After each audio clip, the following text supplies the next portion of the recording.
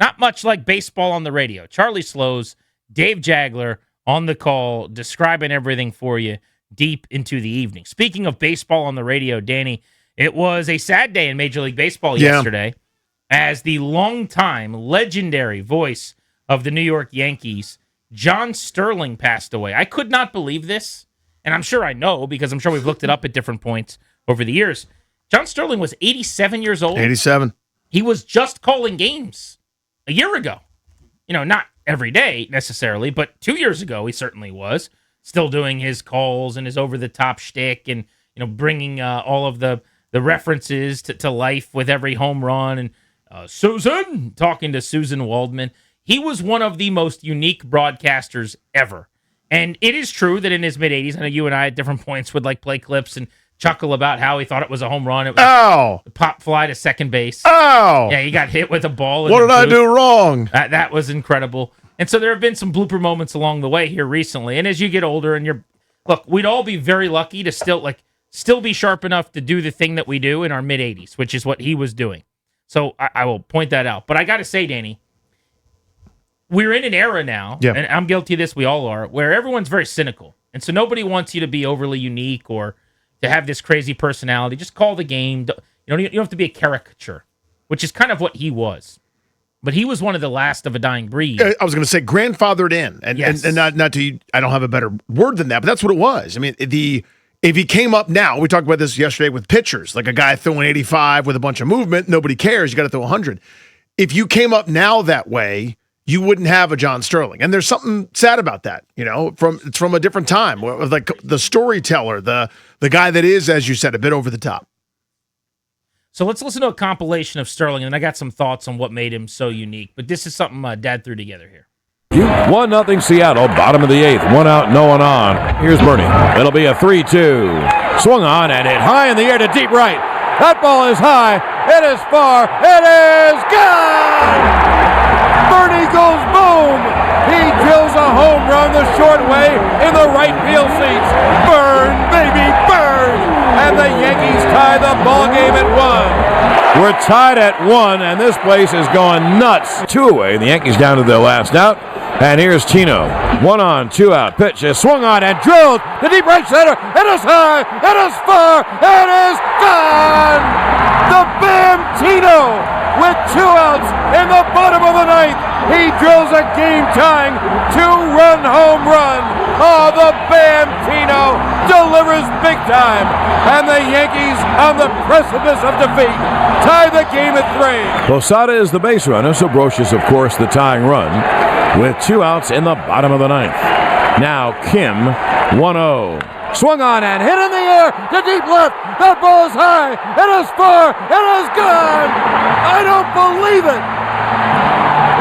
Once again, deja vu. A 2-out, game-tying 2-run home run by Scott Brocious. Probably. So those are some of the highlights along the way. But so here's what I'll say.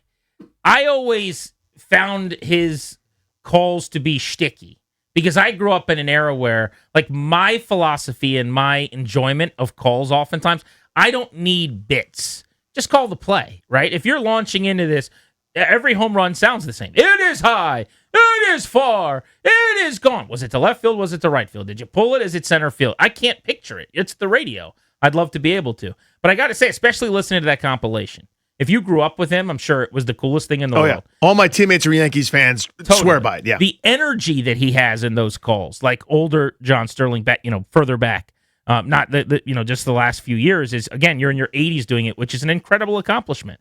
He was awesome at just calling games, the energy. And it was also funny. Like, I can't tell you how many segments I spent on my national baseball show playing a clip and laughing and like whatever he'd come up with for the new Yankee. So Curtis Granderson, the Grandy man can, and he would like sing the song with A-Bomb. And A-Bomb for A-Rod. All rise for Aaron Judge. And it's like, It's a lot, yep. But some of them are really good. My favorite one ever, this is a deep cut, but the Yankees had a player named Shelley Duncan, okay? And Shelley Duncan's dad, Dave, is the longtime pitching coach for the Cardinals, which is not important. But Shelley Duncan was with the Yankees, and he had some power, and his call for Shelley Duncan was, the Yankees run on Duncan. Boom. And it was just like a really fun, cute little wordplay. So if you're a broadcaster today, don't do this. Like if you're coming up in AA, this is not what you should be doing. You should be calling plays. You should be doing it. Just try to call the game. You know what I mean? You don't have to be, what was the guy's name we had on the show? Joey Zamboni or Joey, I can't remember that guy's name. It's something like that. But it was like, he would, seems like a great guy, but he would do these calls where he's just like, swung on and missed strike 3. Ow, my nipples, or like whatever the show is or the movie is or whatever. He would just say some wacky thing. Mm-hmm. Don't do that. That's not what you need to be doing. But you grandfather in a Sterling, and you get to have a little bit of both worlds where he can call the game, and he's, we're used to it, and he's one of us. The proverbial balls and strikes, Exactly. right? He can do that, but then when it's Chris Berman shtick time, you can do that too. But the other thing I loved was people sleep on this. There is a fraternity to play-by-play broadcast that I really admire and appreciate. And as an example, if you're a play-by-play person, man or woman, on one of these booths in the big leagues, every city you go to, you get to spend the time with the other broadcasters, and you get to know each other a little bit. So last night there were actual, tributes being paid to Sterling, and I thought it was really, really cool. Starting with play Michael Kay on Aaron Judge last night. Kay, who never does this, used the John Sterling line for the Aaron Judge home run. You just knew, by the way, Judge was going to go big fly. Had to be a script, in that Sterling night. And the pitch. High drive, right center field, going back to Veras. It is high, it is far, it is gone. Aaron Judge, a Judgian blast. Here comes the Judge. Perfect. And, on the night when he passes to do that, how about this call from Len Casper on White Sox radio as Munetaka Murakami also hit his 14th home run, tying for the big league lead last night. 2-2. A swing and a fly ball out in the center. It is high. It is far. It is gone. A moonshot for Mooney. Very cool. And then Rick Riz, who calls Mariners games after their win, did the famous Sterling call. The thing he's most known for is the Yankees win. The Yankees win. And if it was like a huge game, that would just you got like, so many. With like a deep breath in the middle, yeah. Again, was never my favorite thing, but if I was a Yankees fan, I would mark out for it. And I thought this was cool last night after Mariners got a win. And the big right-handers, 1-2 to Baldwin, swinging a ground ball to Young at second. He's got it to throw to first, and it's over. The Mariners win. The Mariners win. The Mariners win. So all over baseball last night, paying tribute to John Sterling within the fraternity. Pretty touching. But you have to say this, Danny, one of the most unique, different broadcasters in the industry gone. So it reminds me, of course, of Vin Scully, who passed away now, gosh, what was that, a handful of years ago, kind of a similar thing. This is just from a different time, and your direct link to that different time has now passed, right? Where time marches on. It is what it is. It's undefeated. Father Time is, but you think back to those delivery methods for the sport that you love from vehicles like John Sterling, right? They brought you the game. They brought you this thing. The players change. It's everybody. You think of the list of first basemen for the New York Yankees. There's 50 guys that have played over the course of his career broadcasting. But the guy that broadcast each one of those 50 guys was the same dude.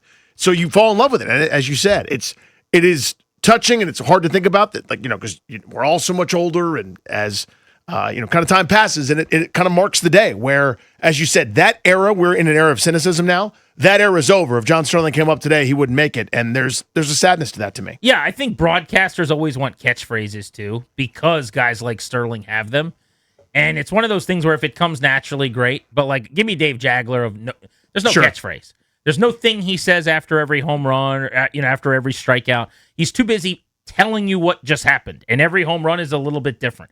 Did it get dropped by a fan? Does it land back on the warning track? Did it hit off the flower bed? That's good description. That's good broadcasting. But, I loved seeing that last night all over baseball, that everybody was honoring John Sterling for the way he did it for so long.